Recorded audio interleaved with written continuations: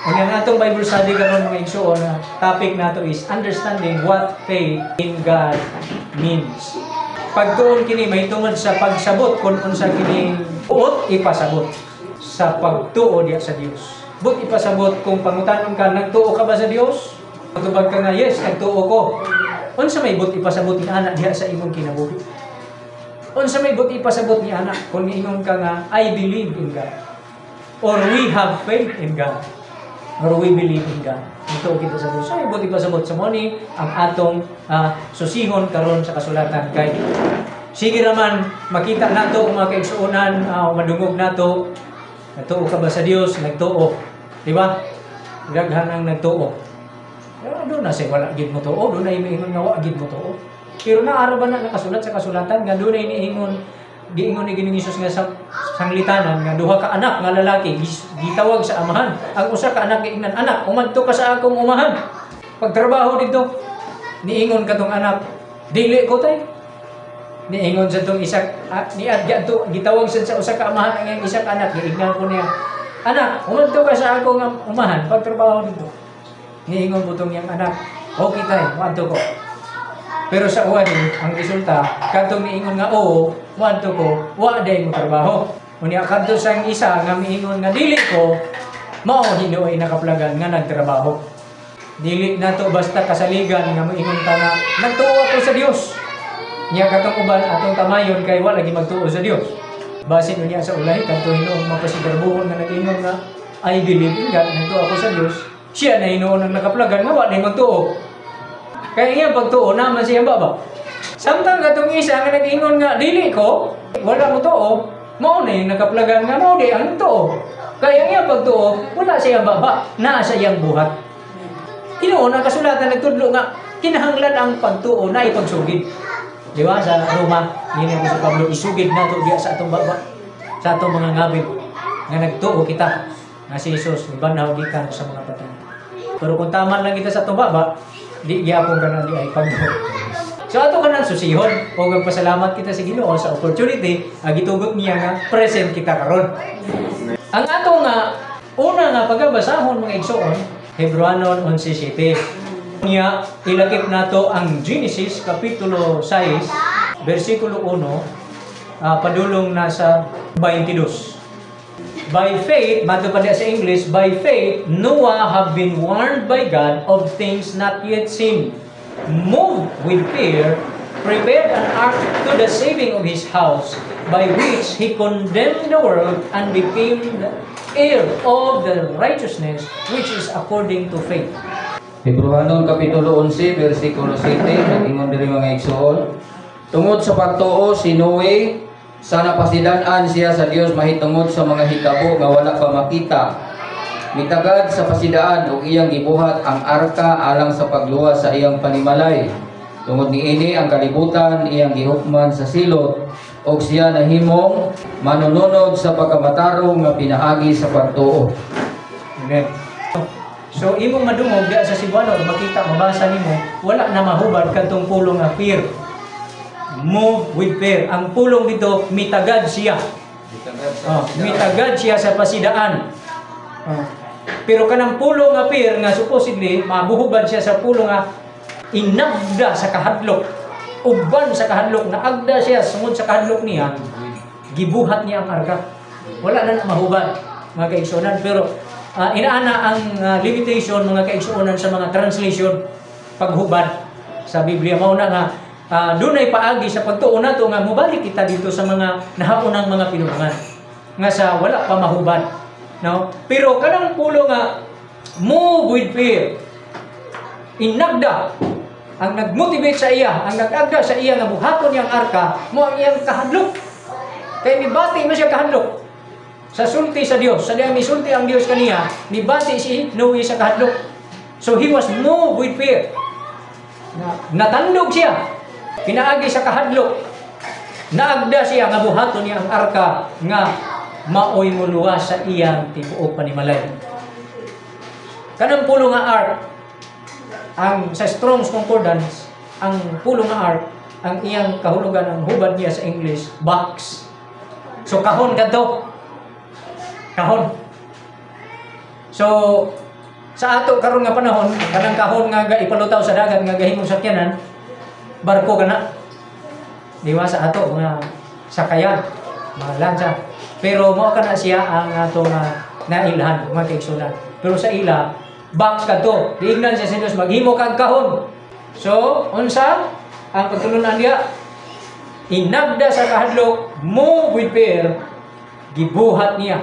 Iyang giandam ang arka nga gipabuhat sa Dios kaniya. Kadtong arka o kahon nga maoy muluwas kaniya uban sa iyang tibuok panimalay. Unsa may topic sa Hebrews chapter 11, mga igsoon? Ang topic diha mahitungod sa pagtuo. Tibuok kapitulo ginagisgutan ang pagtuo sa nakalilaing mga tao. O usa na din nga gikahisgutan ang pagtuo ni Noe. Amen. Ang pagtuo ni Noe, mga igsoon. Genesis kapitulo 6, 1 hangtod sa 22. Ningon dinhi og nahitabo sa misugod pagdaghan ang mga tao sa ibabaw sa naong sa yuta. Og may nangatawo kanila nga mga anak nga babae. Nga sa pagkakita sa mga anak sa lalaki sa Dios nga ang mga anak nga babae sa mga tao nga sila mga maanyag nangasawa sila sa tanan nilang nabili. Miingon si Jehovah, ang akong espiritu dili makiglali sa gihapon sa tao kay siya unod apan ang iyang mga adlaw magausa ka gatos o kaluhaan ka tuig. Niadtong mga adlaw dihay mga higanti sa yuta og sa human usab niini sa nahaduol ang mga anak nga lalaki sa Dios sa mga anak nga babae sa mga tao og na nagpanganak sila kini sila mao ang mga maisog nga tao sa karaang panahon. Ang mga tao nga bantugan og nakita ni Jehovah ang pagkadautan sa tao sa yuta dako og ang tanang pagpalandong sa mga una sa iyang kasing-kasing lunlon mga kadautan lamang gihapon. Muni ang taras sa mga tao ngadto panahon sa panahon ni Noe. Og kini nakapabasol kang Jehovah, nakapabasol sa Dios, sa Ginoo. Ang nagibuhat niya ang tao sa yuta ug nakapasubo kini kaniya sa iyang kasing-kasing. Ug miingon si Jehovah, pagalaglagon ko gikan sa naong sa yuta ang tao nga akong gibuhat. Sukad sa tao hangtod sa mga mananap ug hangtod sa mga butang na nagkamang sa yuta ug sa mga langgam sa kalangitan kay kini nakapabasol kanako nga gibuhat ko sila. Apan si Noe nakakaplag og kahimuot sa mga mata ni Jehovah. Ang kanang pulong diya nga gihubad nga apan si Noe nakakaplag og kahimuot sa mga mata ni Jehovah. Ang English niya nga translation dito sa King James, but Noah found grace in the eyes of God. So grasya ang gitumbok niya na. Si Noe nagakaplag og grasya ngadto sa pananaw sa Dios. Kinsa man ang maka-avail og grasya? Kinsa sa mga tao ang makadawat og grasya? Sumala pa ni Apostol Santiago mga kaigsuonan, but God gives grace, more grace to the humble. Amen. God gives more grace to the humble. Siya nagahatag og labi pa nga grasya ngadto sa mga magapaubos. Apan batok siya ni adtong mga mapahitason. Naa kini mga igsuon diya sa Santiago kapitulo 4 versikulo 6. Apan siya nagahatag og labi pa kadakong grasya. Busa giniingon pagasantaon sa Dios ang mga mapahitason. Apan sa mga mapaubsanon siya nagahatag og grasya. Sa ato pa kani sino ni qualify kani siya dinhi. Nga kini siya usa ka tawo nga mahibalong mapaubos. Usa siya nakakaplag og grasya, nakadawat og grasya gikan sa Dios. Mga igsoon. Sa atong pagbasa mga igsoon, sa lisod og masantaan ta no. Abi na tuloy-tuloy na ang atong dagang santaon na ita sa Ginoo. Stop, diha ra rin katama kay santaan ka naman, di ba? Delikado na.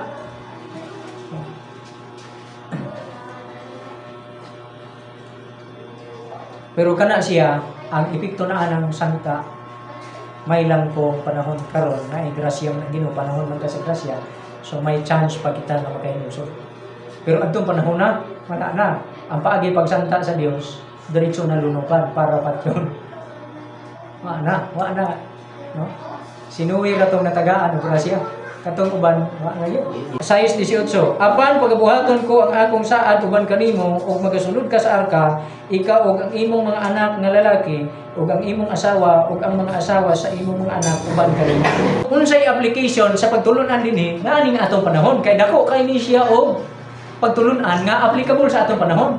Kay sa sulat ni Apostol Pedro sa 2 Pedro kapitulo 3 giingon niya diha nga ang Dios dili langay-langayan. Ni anang paglangay-langay nga mo ay pagsabot sa uban. Ha? 2 Pedro kapitulo 3 versikulo 9. Bahin sa iyang saad ang Ginoo dili langay-langayan. Ni anang paglangay-langay nga mo ay pagsabot sa uban. Hinunungan siya mapailubon kaninyo nga wala magtinguha nga adunay mahanaw kundi nga ang tanan managpakakabot unta sa paghinulsol. Gusto gid sa Dios nga dili ang tao matagaan og gusto sa Dios nga ang tao matagaan gyud og supisente nga kahigayunan nga makahinulsol. Amen. Ini nga atong panahon. Pusa gustuhon man sa Ginoo nga mobalik na, dili pa siya makabalik kay gitagaan man yan taas nga kahigayunan ang tao nga makahinulsol. Amen.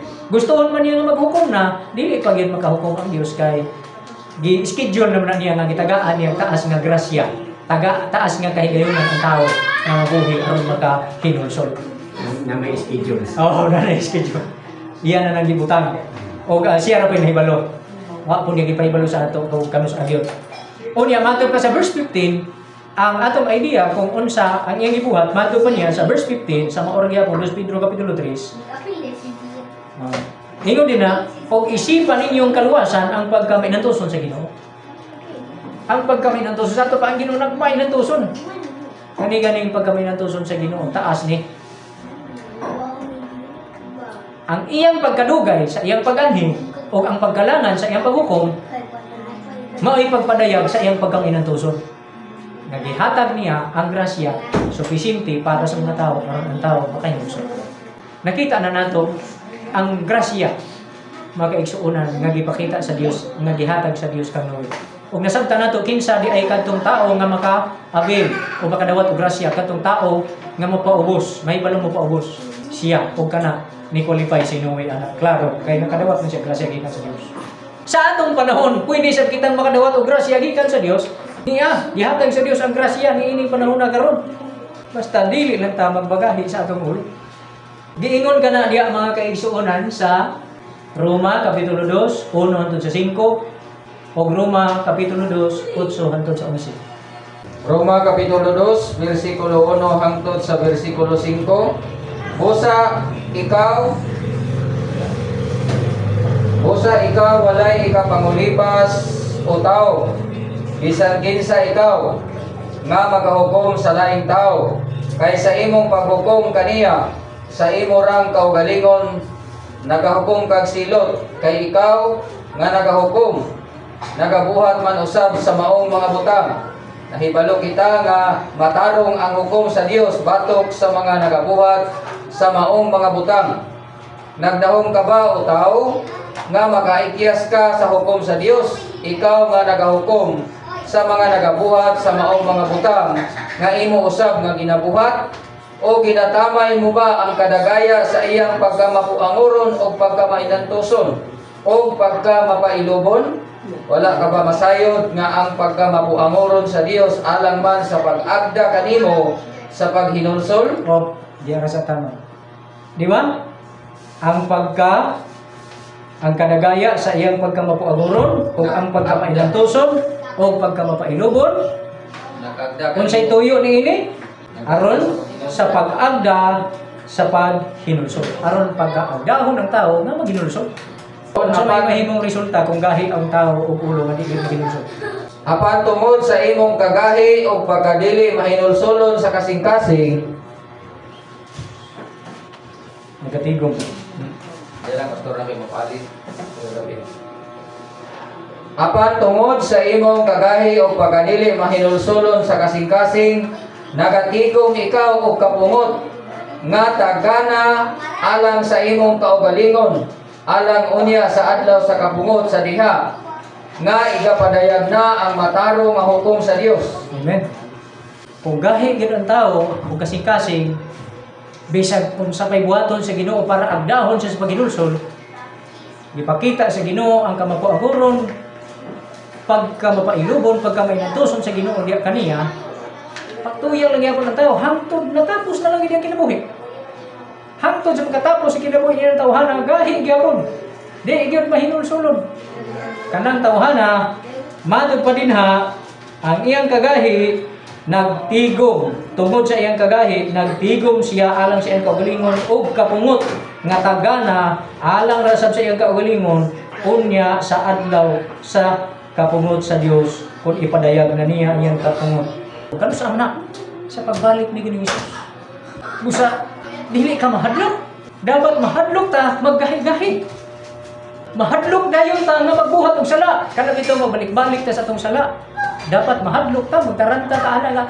Huwag niyo magampo ta Ginoo, nagsige na mo balik-balik ani ta bagay ko Lord, gusto ko Ginoo makaikyas ani.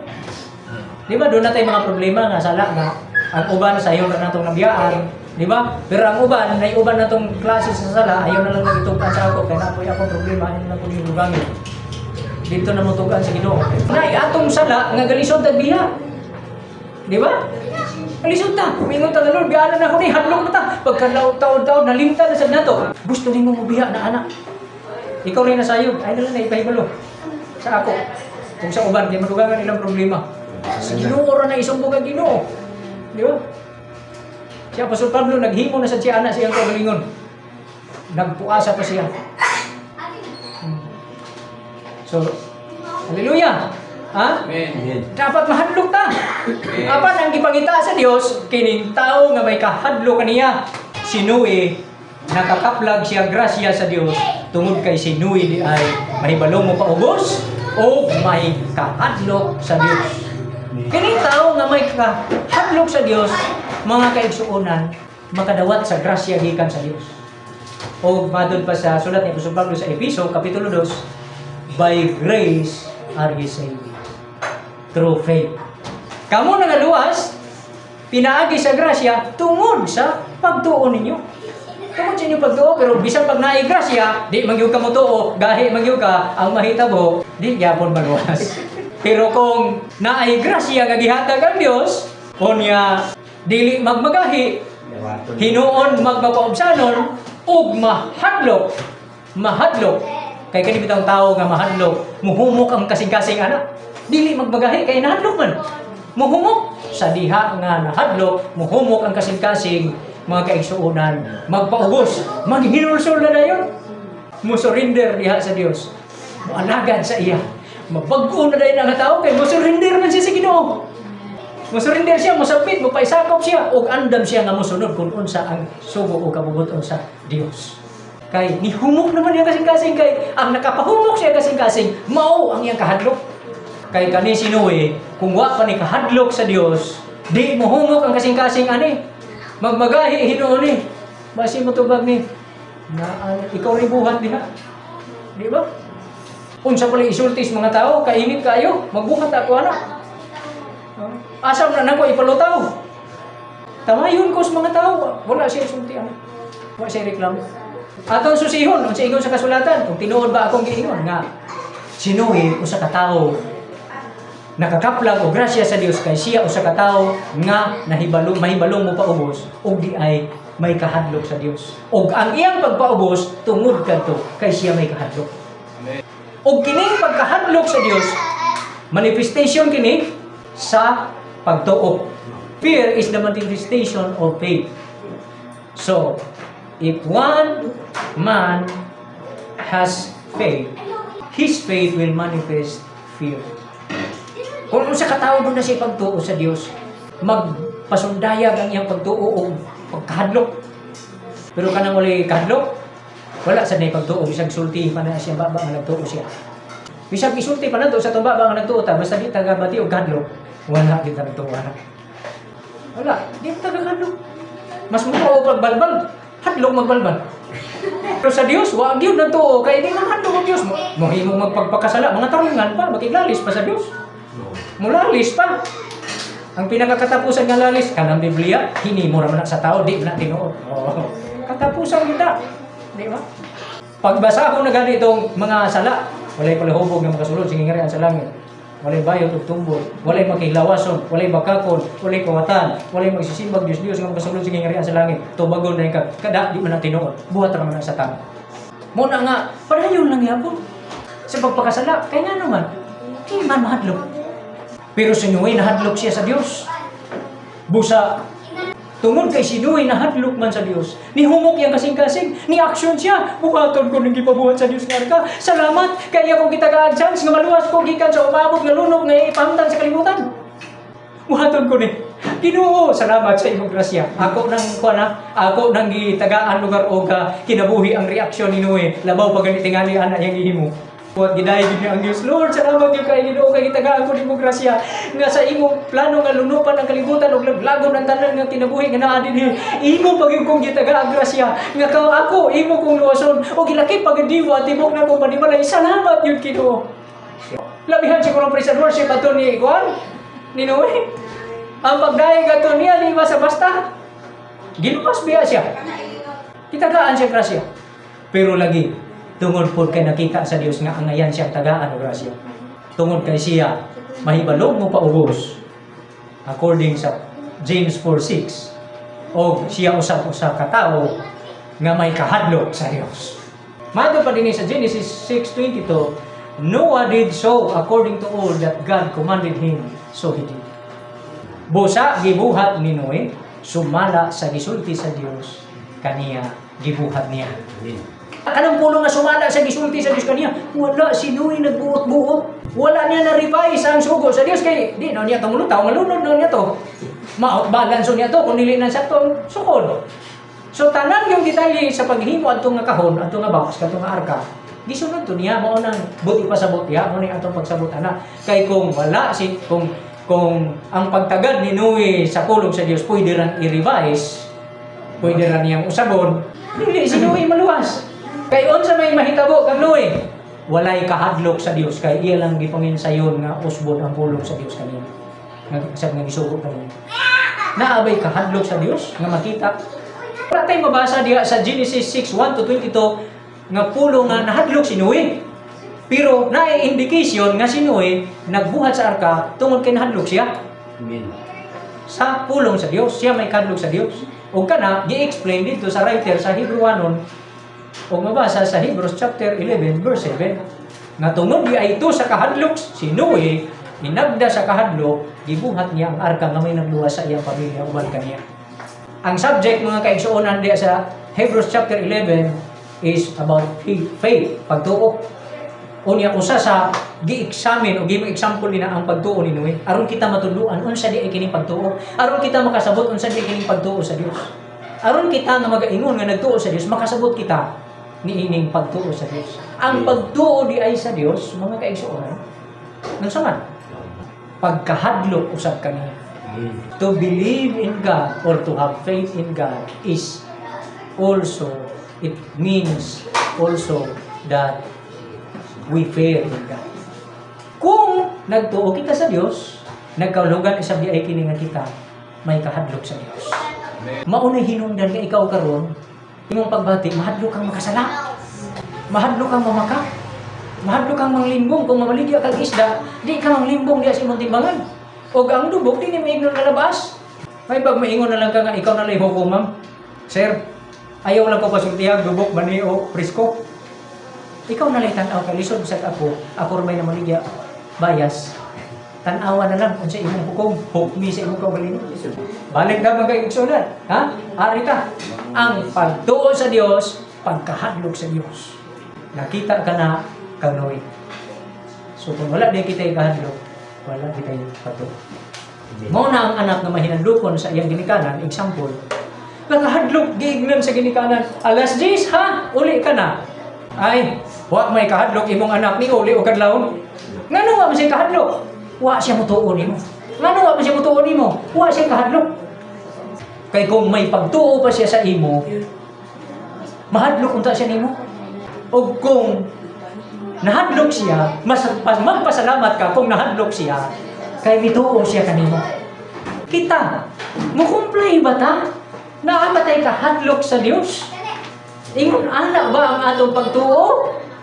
O mas dito o patagbalbal? Kay mulakaw tagit-ngit aron magin natong hadloka. Na inagsiga-siga nga aninipot mingon tagagoy basig ka balbal na ni. Basig may balbal niya. Bisag wala. Pero ang Dios di man nato kahadloka. Ang sugo sa Dios sayon naman natong supako. Kung kana delikado ta, unya mo ingon ta nga mosulod ta sa iyang gingharian. Kining kahadlok unsa kini kabililhon? How precious is fear? O fear is. Unsa di kabililhon? How valuable fear is. Unsa siya kabililhon? Ang kahadlok. Huna-huna mo. Ang kahadlok sa Dios unsa kana kabililhon? Mga kaigsunan sa pagsusi ko sa kasulatan ug balik, nakita ko walay presyo, walay kantidad sa salapi o bulawan o unsa man, wala siya itugba.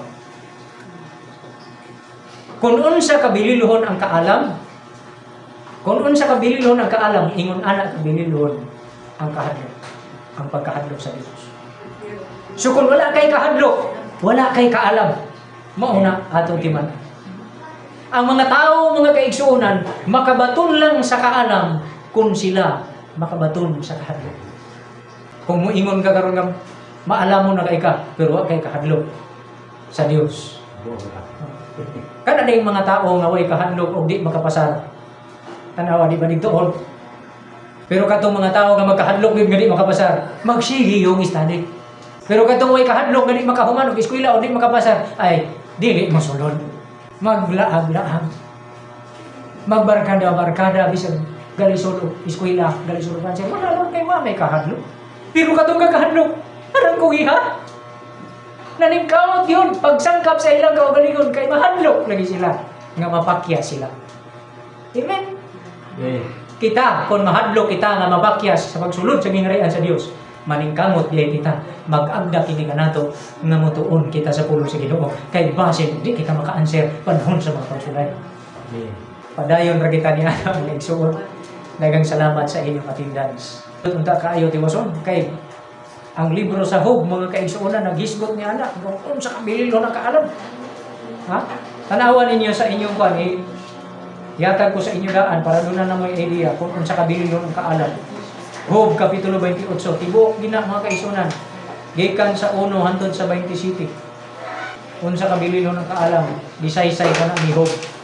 O asa nimo mapangita ang kaalam? Diha ka mo bright, diha ka maningkamot, diha ka magkugi kung doon na kay kaalam. Ako doon na kay kahadlok. Kaya diha dayon ka mahimong magialamon kay mahinadlokon. Chapter 28 sa Job. Gitandi ka na siya diha ang kaalam, gitandi ka na sa bisan sa mga butang. Gitandi siya diha. Ngagiilang dilinhonan ning kalibutan. Pero walay usa nga nakapanag-iya sa kaalam. Walay usa ni ana nga kana naa diha ang kaalam nimo nakapag. Mao kana ang problema nining kalibutan. Kay daghan ini ang kalibutan nga wala magkaplag sa kaalam.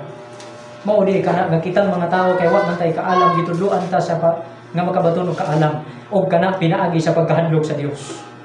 Mao na nga ang Dios sa tanang paagi nagbuhat og daghan nga laing mga paagi aron tudloan kita sa pagtuo.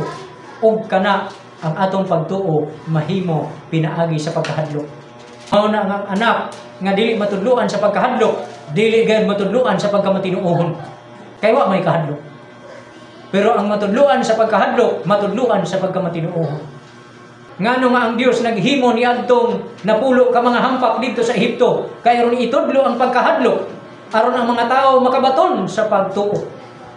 Kay ang tao di man motuo kung di mahadlok. Mao na nga gigamit pug kana si Daniel utad nga pamaagi para motuo ka, hinadlokon ka. Ang dautan gabuhat isab na. Sa ulahing panahon buhaton niya kana.